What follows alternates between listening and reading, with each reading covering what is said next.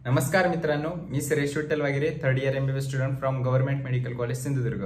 मित्रांनो, आज सुप्रीम कोर्टमध्ये नीट रिलेटेड एक केसचा निकाल लागलाय। त्यामध्ये सुप्रीम कोर्टने काय म्हटले बघा की जे काही नेग्लिजन्स झाले NTA कडून नीट 2024च्या पेपर संबंधित, तर त्या जे काही अधिकारी इन्व्हॉल्व आहे त्यांच्यावर सक्त कारवाई करण्यात येईल। अजून म्हटले की भविष्यात असे खराब डॉक्टर होऊ नये म्हणून अशा अधिकाऱ्यांवर सक्त कारवाई करण्यात येईल। तर बघा मित्रांनो, आता प्रश्न येतो रीनीटचा। तर मी तुम्हाला मागेही सांगितलं होतं बघा, 8 जुलै नीट संबंधीचा निकाल लागणार आहे। तर त्यात 3 मुद्दे आहे बघा मित्रांनो। एक मुद्दा आहे की ग्रेस मार्क्सचा। NTA ने त्यांच्या वेबसाईटवर सांगितले की आम्ही फक्त 1563 विद्यार्थ्यांना ग्रेस मार्क्स दिले, पण भरपूर जणांनी पेटिशन फाईल केले की हे 1563 विद्यार्थी नसून हा नंबर जास्त आहे। तर तो एक मुद्दा आहे बघा मित्रांनो।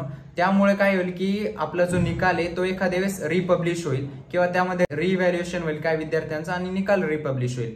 परत दुसरा मुद्दा आहे मित्रांनो की आपले जी काउन्सिलिंग स्टार्ट होणार आहे 6 जुलै पासून ऑल इंडिया कोटाची, तर त्यावर स्टे आणण्याचा। आता सुप्रीम कोर्ट काय निर्णय घेत, एक तर कंटिन्यू ठेवल नाही तर स्टे आणल। त्यानंतर तिसरा महत्वाचा मुद्दा म्हणजे पेपर लीकचा मित्रांनो। या मुद्द्यावरून आपले रिनीट होणार की नाही हे डिपेंड आहे।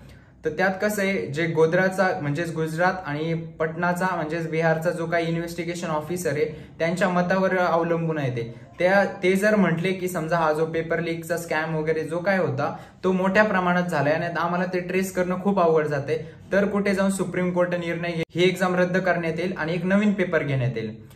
अशा केसमध्ये मित्रांनो काय होत असतं की सुप्रीम कोर्ट जे काही डिझर्विंग कॅन्डिडेट आहे त्यांचा विचार करेल आणि त्यांच्या हिशोबाने निकाल लावेल। म्हणजे रिनीटची शक्यता खूप कमी आहे। सुप्रीम कोर्ट काय करेल, सर्वच्या सर्व जो रिझल्ट आहे त्याची स्क्रुटिनी करेल आणि जर त्याच्यात काही चुकी आढळला तर त्यांना सुधारण्याचा प्रयत्न करेल आणि रिझल्ट तुमचा रिपब्लिश करेल। रिझल्ट रिपब्लिश करण्याचे चान्सेस मित्रांनो खूप जास्त आहे, ना की रिनीट होण्याचे। तर जे कोणी विद्यार्थी समजा 600च्या खाली आहे तर त्यांना माझी विनंती आहे की तुम्हाला जर एखाद्या कोर्समध्ये जर ऍडमिशन नसेल घ्यायचं आणि तुम्हाला जर ड्रॉप घ्यायचा तर तुम्ही प्लीज आतापासूनच अभ्यास करा। हे ट्विटरवर रिनीट किंवा कमेंट सेक्शन मध्ये रिनीट करून काही फायदा नाही। ह्या टायमाचा पूर्णपणे वापर करा आणि नीट 2025च्या तयारीसाठी लागा।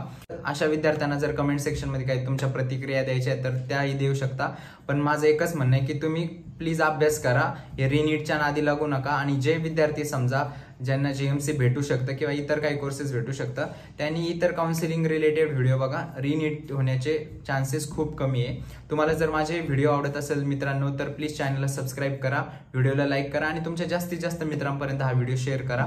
धन्यवाद।